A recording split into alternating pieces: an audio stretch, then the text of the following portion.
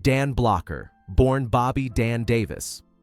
Blocker, on December 10, 1928, in DeKalb, Texas, grew up in the small town of O'Donnell in West Texas, where hard work, humility, and community were part of everyday life. Raised by rancher parents, Oris Shack Blocker and Mary Arizona Davis Blocker, he learned responsibility early and developed a strong moral compass that would guide him throughout his life. Even as a young man, Blocker stood out physically, eventually reaching 6 feet 4 inches tall and weighing over 300 pounds. But those who knew him best often remarked that his kindness far outweighed his size. He attended the Texas Military Institute, where discipline and leadership became second nature, before studying speech and drama at Hardin-Simmons University and later Sul Ross State University. Though acting was not initially his goal, these experiences quietly laid the foundation for his future career: education, teaching, and military service. Before Hollywood ever entered the picture, Blocker lived a life rooted in service and mentorship. After completing his education, he worked as a high school teacher and football coach in Texas and New Mexico, earning admiration for his patience and genuine care for students. Teaching was not simply a job for him. It reflected his belief in guidance, structure, and personal growth. In 1951, during the Korean War, Blocker was drafted into the United States Army and served as an infantry sergeant, a role that demanded courage, leadership, and composure under pressure. He returned home as a decorated veteran, deeply changed by his experiences, but characteristically modest about his service. These years of teaching and military duty shaped Blocker into a man of quiet authority and empathy. Later, when audiences saw him on screen, they were responding not to an act, but to qualities forged through real responsibility and sacrifice. Finding his way to Hollywood, Blocker's journey into acting was gradual and practical rather than glamorous.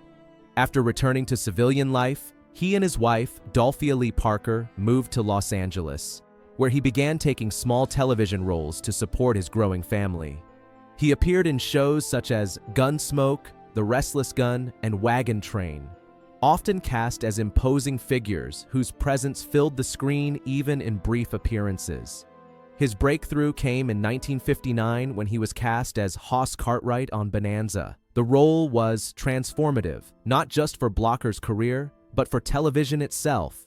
At a time when large men were often portrayed as threatening or simplistic, Blocker brought warmth, intelligence, and vulnerability to Hoss.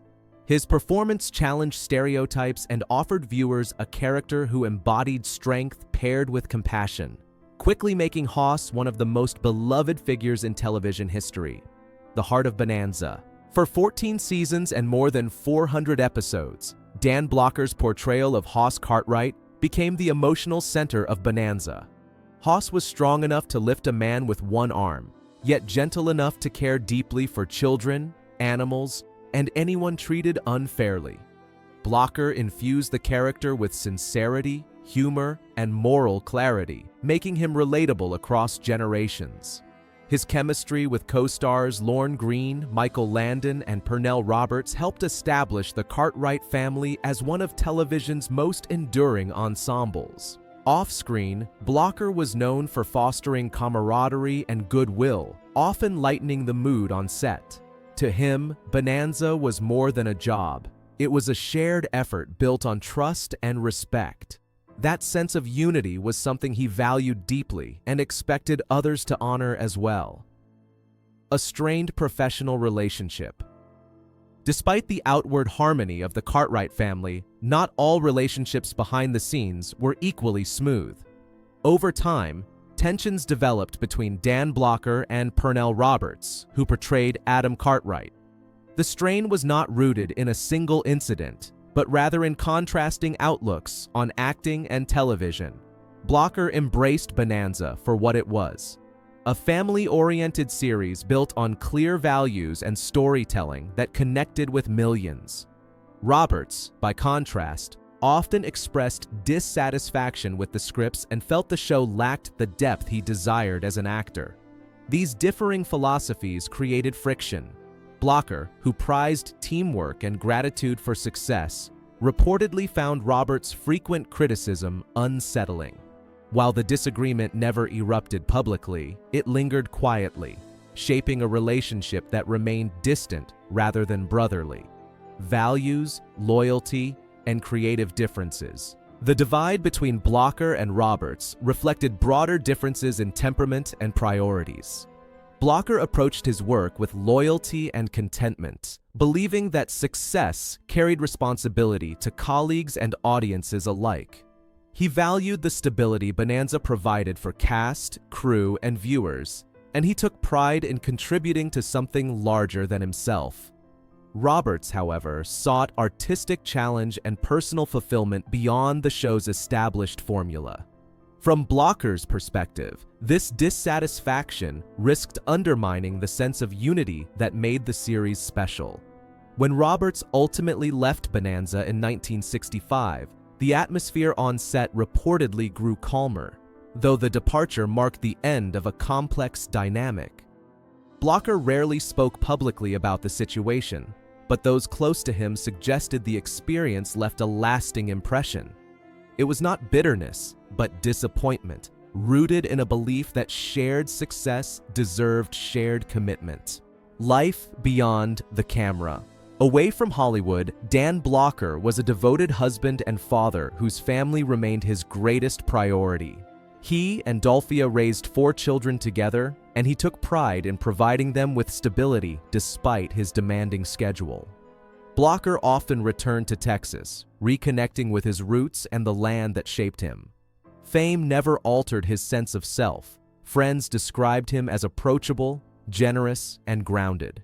He avoided scandal and excess, preferring a quiet life centered on family, faith, and simple pleasures. Even at the height of Bonanza's success, he remained the same gentle giant who valued kindness over ego. This consistency earned him deep respect within the industry and enduring affection from fans who sensed his authenticity both on and off the screen. A sudden and tragic loss. Dan Blocker's life was cut tragically short on May 13, 1972. When he died unexpectedly at the age of 43 due to complications from gallbladder surgery.